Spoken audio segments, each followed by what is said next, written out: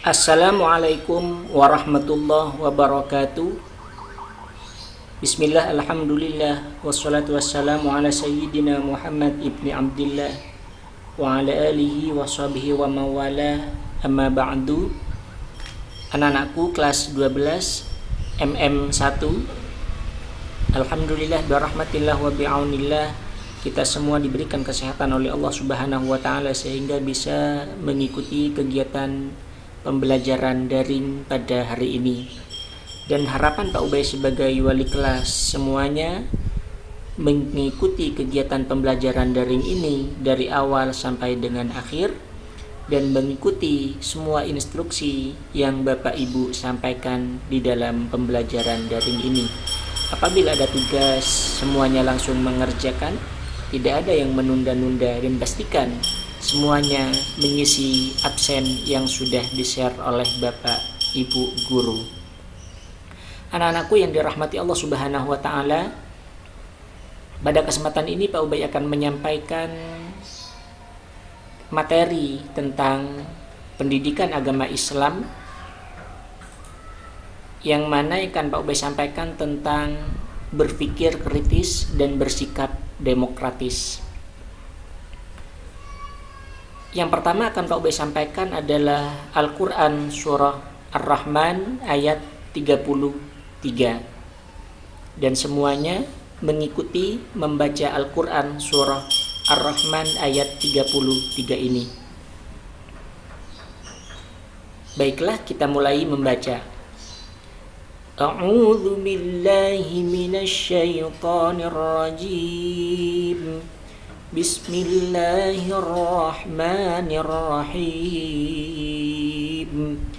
Ya ma'syaral jinni wal insi in istata'tum an tanfudu min aqtaris samawati wal ardi fanfudu la tanfuduna illa bisultan.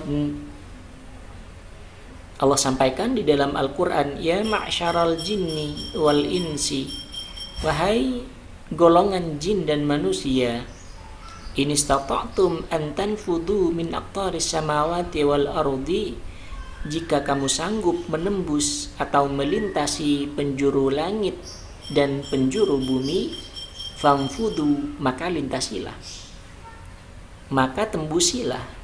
Akan tetapi la tanfuduna illa bisultan, kamu tidak akan bisa menembusnya melainkan dengan kekuatan.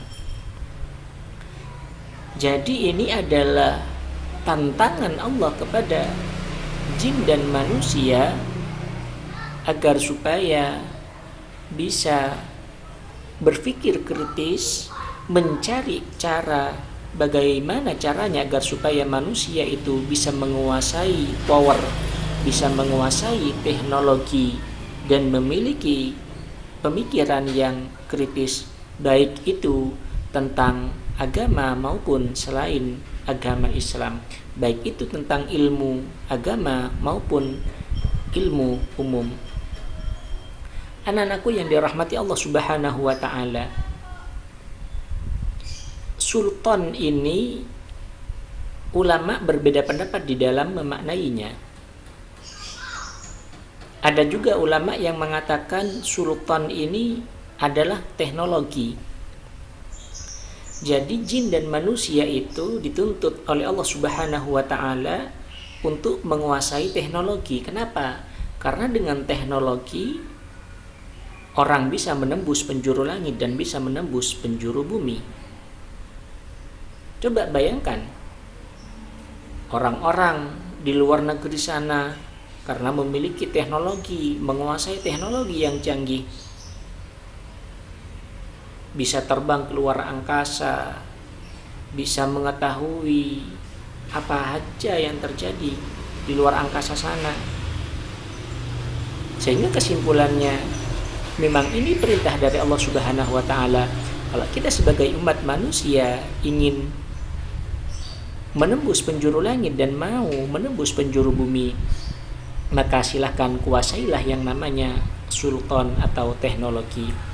Anak-anakku yang dirahmati Allah Subhanahu wa taala, ada beberapa kesimpulan, beberapa kandungan yang terdapat di dalam Al-Quran surah Ar-Rahman ayat 33 ini.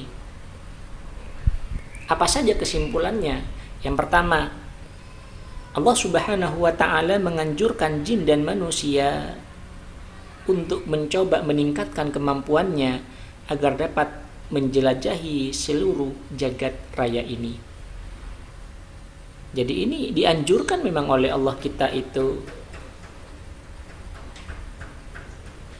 meningkatkan kemampuan kita agar supaya kita bisa menjelajahi alam semesta ini.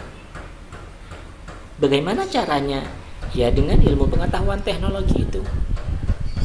Makanya di kesimpulan yang kedua ini, dalam menjelajahi seluruh jagat raya ini diperlukan yang namanya iptek, ilmu pengetahuan teknologi. Karena yang namanya teknologi itu dinamis, tidak statis. Dulu HP itu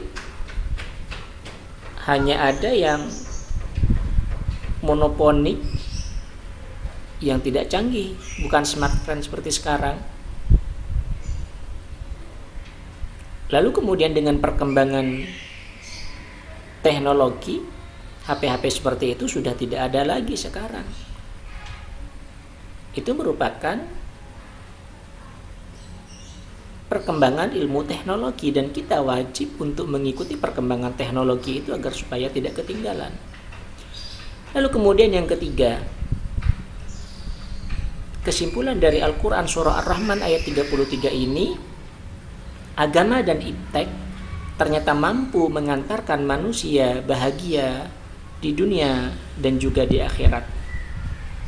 Jadi agama dan ilmu pengetahuan teknologi ini bisa dikolaborasi sehingga ketika sudah dikolaborasi antara ilmu pengetahuan teknologinya mampu mengantarkan manusia bahagia di dunia dan juga di akhirat nanti. Artinya apa? Jangan sampai mendikotomi, mendiskriminasikan, mengenyampingkan ilmu agama dan juga tidak boleh mengenyampingkan ilmu pengetahuan teknologi. Dua ilmu ini sama-sama datangnya dari Allah Subhanahu wa ta'ala. Ilmu agama dari Allah, ilmu pengetahuan teknologi datangnya dari Allah. Sebagaimana Allah sampaikan di dalam Al-Quran, Kul kullu min indillah. Katakanlah wahai Nabi Muhammad, bahwasanya semua ilmu itu datangnya dari Allah Subhanahu wa ta'ala. Jadi jangan sampai kemudian karena berada di sekolah yang basicnya adalah agama, tidak mau mempelajari ilmu teknologi, itu keliru. Sebaliknya, sebagai anak milenial, saya hanya ingin menguasai ilmu teknologi, agamanya ditinggalkan, itu keliru. Yang benar bagaimana? Ilmu agama dipelajari, ilmu pengetahuan teknologi juga dipelajari. Teknologi ini ada bukan hanya pada masa sekarang. Pada masa-masa sebelumnya, masa nabi-nabi sebelumnya, sudah ada yang namanya teknologi. Contoh, Nabiullah Idris alaihi salam itu diberikan mukjizat oleh Allah bisa membuat baju perang. Yang baju perang yang dibuat oleh Nabi Idris itu bukan hanya anti peluru, tapi anti bom dan bahkan nuklir sekalipun tidak bisa menghancurkan orang yang memakai baju perang yang didesain, yang dibuat oleh Nabiullah Idris. Itu teknologi. Atau kemudian teknologi yang Allah berikan kepada Nabiullah Nuh. Nabi Nuh itu bisa membuat kapal yang sebegitu besarnya. Nabi Nuh tidak dibantu siapapun kecuali dibantu oleh malaikatnya Allah. Sekarang membuat kapal diperlukan banyak orang, diperlukan alat-alat yang sebegitu banyaknya. Akan tetapi Nabi Nuh membuat kapal, mendesain kapal yang mampu menampung banyak orang dan banyak hewan yang ikut kapalnya Nabi Nuh tidak membutuhkan bantuan dari manusia. Itu teknologi. Atau juga teknologi yang Allah titipkan kepada Nabi Musa alaihissalam. Bagaimana? Nabi Musa punya tongkat. Tongkat itu ketika dipukulkan ke laut, laut pun terbelah menjadi dua sehingga Nabi Musa bisa melintasi lautan itu agar supaya bisa selamat dari kejarannya Fir'aun dan tentara-tentaranya. Itu adalah teknologi yang sekarang tidak ada yang bisa menyaingi teknologi yang dibuat oleh Allah Subhanahu wa taala. Anak-anakku yang dirahmati Allah Subhanahu wa taala. Oleh karena itu, ayo sama-sama mempelajari ilmu agama dan juga ilmu pengetahuan teknologi agar supaya kita bisa menjadi orang yang bahagia di dunia maupun di akhirat nanti. Ada pepatah yang mengatakan ilmu pengetahuan teknologi tanpa agama buta dan agama tanpa ilmu pengetahuan umum lumpuh. Oleh karena itu, marilah seimbangkan antara ilmu agama dan ilmu teknologinya. Mungkin ini saja yang dapat Pak Ubay sampaikan pada pertemuan hari ini. Apabila ada yang mau ditanyakan, bisa disampaikan di grup kelas 12 MM1. Terima kasih. Hadanallahu wa iyyakum ajma'in. Wassalamualaikum warahmatullahi wabarakatuh.